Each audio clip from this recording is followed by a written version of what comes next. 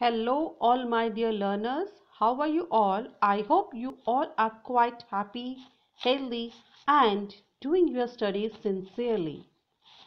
You will be soon having your annual exam. So, to help you all, I am here with my next video for the class 9. So, do watch the video till end of it and feel benefited. And if you are new to the channel, then do subscribe the channel and don't forget to hit the bell icon also. As you can guess from the screen, this very video is related to the poem number 8 titled On Killing a Tree. I have already shared a video having the explanation of all the stanzas of this very poem along with the vocabulary and the literary devices being used in this very poem. Today I am going to take all the questions one by one and their answers. So on your screen you have the question number 1, and the question number 1 is, can a simple jab of the knife kill a tree? Why not? क्या एक simple means हल्का सा जो है hit जो है एक knife का एक पेड़ को मार सकता है? क्यों नहीं? सी, जब आप नाइफ से किसी चीज़ को हिट करते हैं तो वो चीज़ अगर छोटी है तो वो कट जाती है, अगर वो पेड़ है तो it is not possible to kill it. तो इसलिए क्वेश्चन आगे क्वेश्चन दिया पोइट ने कि व्हाई नॉट, क्यों नहीं। Answer see, no, a simple jab of the knife does not have the ability to kill the tree. एक जो सिंपल जैब होता है नाइफ का, उसमें इतनी काबिलियत नहीं होती है कि वो पेड़ को किल कर सके। Okay, it has to go through various process, कई प्रोसेस से गुजरना पड़ता है एक पेड़ को मरने से पहले, किल होने से पहले। If its roots is not removed from the ground, from the earth, it will sprout again. अगर पेड़ की जड़ों को धरती से अलग नहीं किया जाता तो वो दोबारा से अंकुरित हो जाती हैं, स्प्राउट हो जाती हैं और दोबारा से वो पौधा बन के और फिर पेड़ बन जाता है। ओके, तो ये था आपका क्वेश्चन नंबर 1। चलो अब क्वेश्चन नंबर 2 देखते हैं। How has the tree grow it's full size? एक पौधा जो है, एक पेड़ जो है अपने फुल साइज में कैसे ग्रो करता है? List the words suggestive of its life and activity. अब पौधा जो एक पूरा भरपूर पेड़ कैसे बनता है? See, the tree consumes the earth. Tree जो है अर्थ को कंज्यूम करती है, एब्जॉर्ब करती है, कंज्यूम का मतलब एब्जॉर्ब करती है, and rises out it feeding upon its crust. और धरती से वो बाहर निकलती है, उसकी क्रस्ट से बाहर निकलती। धरती की क्रस्ट क्या होता है? It is a thin shell on the outside of the earth. It is a thin covering on the outside of the earth. धरती के ऊपर पतली सी जो कवरिंग होती है, that is called the crust.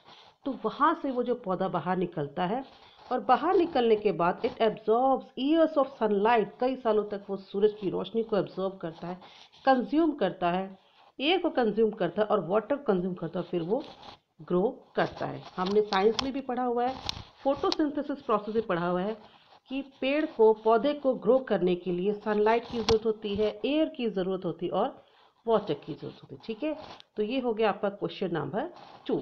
चलो अब देखते हैं question number 3। And question number 3 is, what is the meaning of bleeding bark? What makes it bleed? Bleeding का मतलब खून निकलना होता है। ठीक है, यहाँ पे क्या मतलब है? Bleeding bark means the twigs which are cut mercilessly. Twigs जो डालियाँ हैं, जो ब्रांचेस हैं पेड़ की, जिनको हम काटते हैं बड़ी निर्दयता से, मर्सीलेसली, तो क्या होता है? दे लीव अ लिक्विड सब्सटेंस। तो जहाँ से वो डालियाँ कटती हैं, ब्रांचेस कटती हैं, वहाँ से लिक्विड सब्सटेंस निकलता है उन डालियों कटने से। और if any part of the human body is cut, अगर मनुष्य के शरीर का किसी अंग को हम काटते हैं, it starts bleeding. In the same way, इसी तरह से लिक्विड सब्सटेंस बाहर आता है एक पेड़ की ब्रांचेस को काटने पर। So the human x makes it bleed.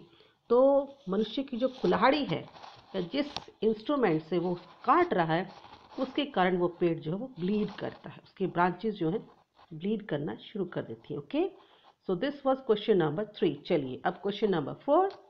Question number 4 है, the poet says no in the beginning of the third stanza. Third stanza के बिगिनिंग में पोएट नो वर्ड यूज करता है। What does he mean by this? इससे poet का क्या मतलब है?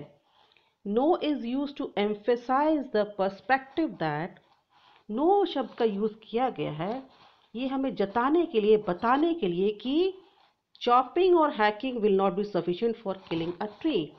कि चॉपिंग, चॉपिंग का मतलब to cut into small pieces, ठीक है, और हैकिंग का मतलब होता है to cut something in a rough way with a tool और नाइफ। किसी चीज़ को रफली काटना किसी टूल से या नाइफ से, that is called hacking.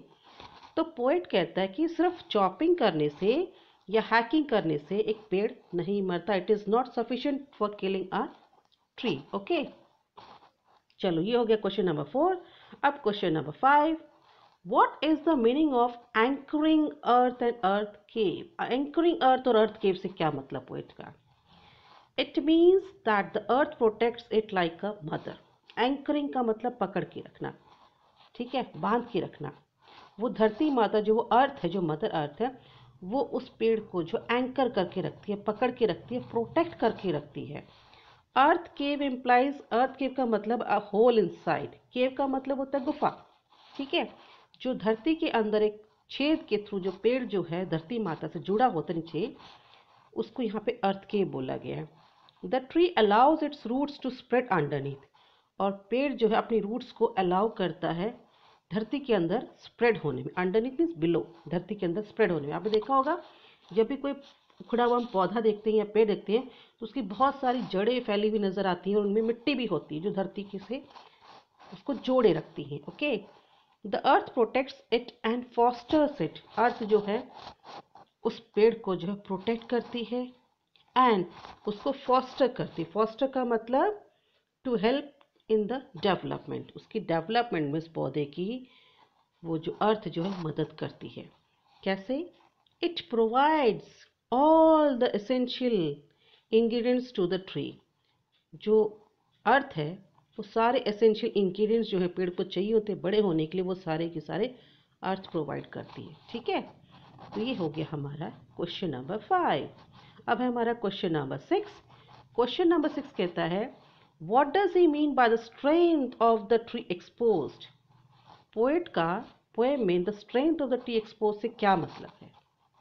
C, the stem और the root is the strength of the tree. एक पेड़ की ताकत या स्ट्रेंथ जो क्या होते हैं, उसकी जड़ें या उसकी stem. So when the tree is pulled out, जब पेड़ को उखाड़ा जाता है तो उसकी जो ताकत है, जो उसकी स्ट्रेंथ है, वो एक्सपोज हो जाती है, वो बाहर नजर आने लगती है, और वो क्या है? Its roots. ओके, चलो क्वेश्चन नंबर 6 भी हो गया हमारा। अब है हमारा question number 7, what finally kills the tree? तो आखिरकार एक पेड़ को क्या मारती है, क्या चीज मारती है, कैसे वो मरता है? Pulling out the tree from the mother earth, एक पेड़ को बाहर निकालना, पुल करना मदर अर्थ से, और पुल करने के बाद उसको scorching and choking it in the sun. फिर इसको हम लोग स्क्रॉचिंग, स्क्रॉचिंग का मतलब क्या होता है? Means it is left for burning. तो जब सूरज की किरणें उस पर पड़ती हैं तो वो जलने लग जाता है उसकी किरणों की गर्माहट से। तो स्क्रॉचिंग का मतलब होता है बर्निंग और वेरी हॉट और blazing you can say. Choking का मतलब suffocating, blocking it in the sun, जब उसकी जड़ें धरती से बाहर आ जाती हैं तो सूरज की जब उस पर रोशनी पड़ती है, हवा के वो कांटेक्ट में आता है पौधा, तो tree gets killed, it kills the tree. और जब वो जड़ें धरती के अंदर होती हैं तो वाइट होती हैं, सॉफ्ट होती हैं, ठीक है, और उनके अंदर नमी होती है, they are wait.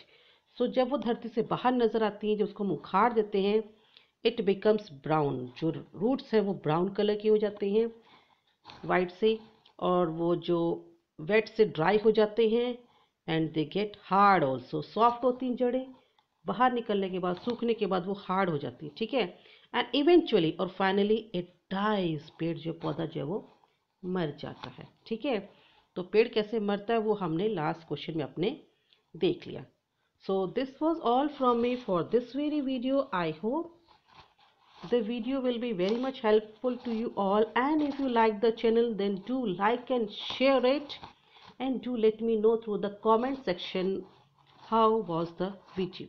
Okay, I always wait for your comments in the comment section. So please comment in the comment section. I will be back again soon with my next video. Till then, keep learning and keep watching the channel.